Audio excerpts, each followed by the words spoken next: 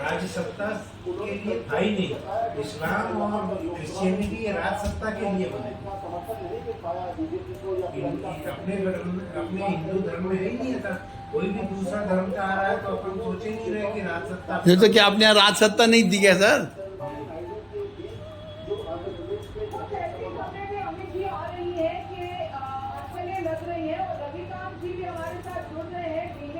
कर्नाटक में थोड़ी सी स्थिति सुधरी 20 हुआ।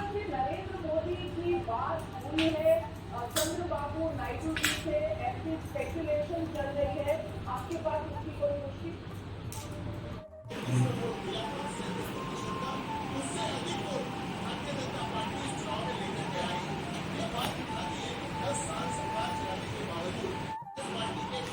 नमस्कार।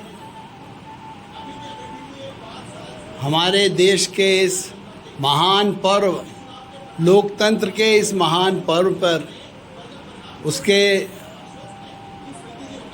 रिज़ल्ट को सुनने के लिए हम सभी यहाँ इकट्ठे हुए और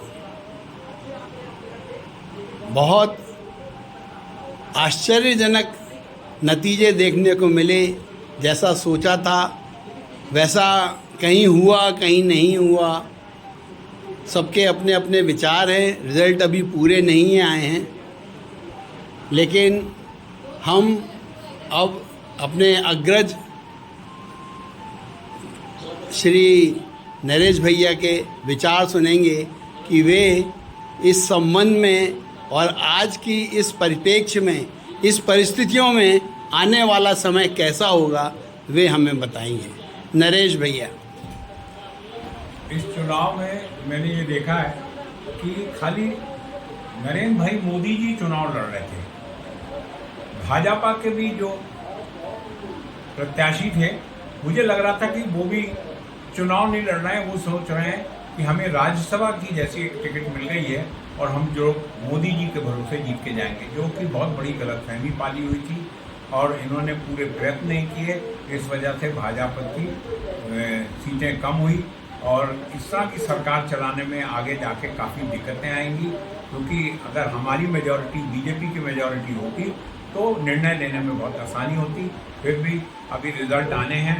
मैं अनुभव करता हूं और मेरा ऐसा विचार है कि जो बहुत कम मार्जिन की सीटें हैं वो बीजेपी के पक्ष में आएंगी।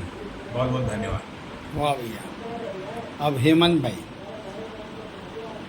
इस बार यूपी का जो रिजल्ट आया वो बहुत ही चौंकाने वाला था। पिछली बार 69 सीटें मिली थी, इस बार 72 सीटों की अनुमान था। लेकिन ऐसा लगता है कि जो विशेष वर्ग हैं उनका जो एन ब्लॉक वोटिंग हुआ है और उसके कारण पूरे यूपी के जो रिजल्ट आए हैं उसमें बहुत बड़ा एक धक्का सा लगा है बीजेपी को। और आगे चल कर के यदि बीजेपी इस और भी अच्छे से विचार नहीं कर पाई तो आगे आने वाले चुनाव में भी इसका परिणाम देखने को मिलेगा।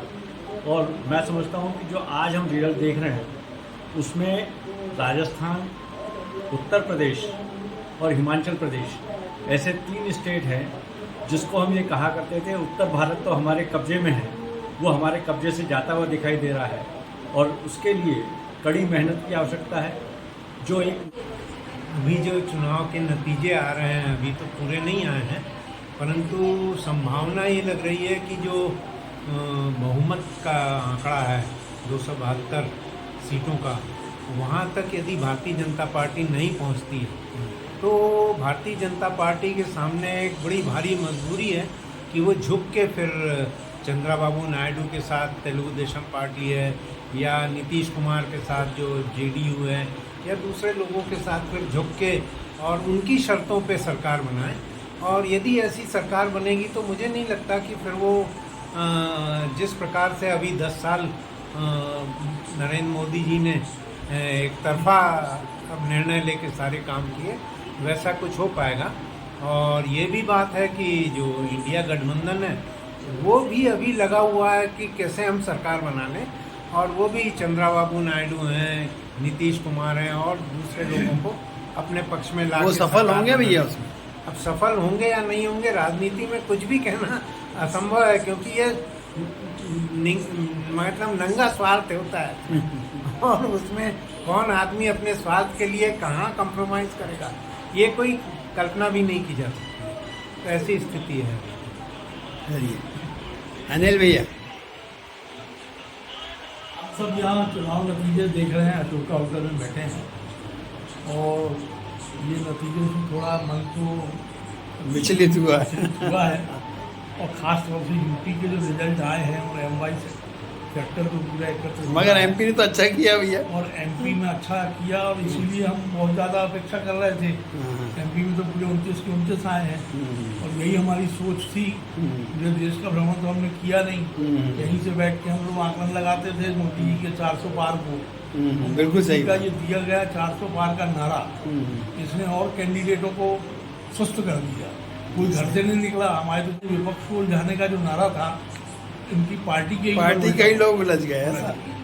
अब क्या, वैसे मैं अभी भी आशान्वित हूँ कि 272 सीटें हाँ, बीजेपी को अपन सभी मिलेंगी। आशान्वित बिल्कुल भी नहीं, और मेरा विश्वास है और भगवान बालाजी के ऊपर मैं बहुत विश्वास करता हूँ। 272 सीटें आएंगी और ये बिल्कुल फुल हम- अपनी पावर से सरकार चलाएंगे।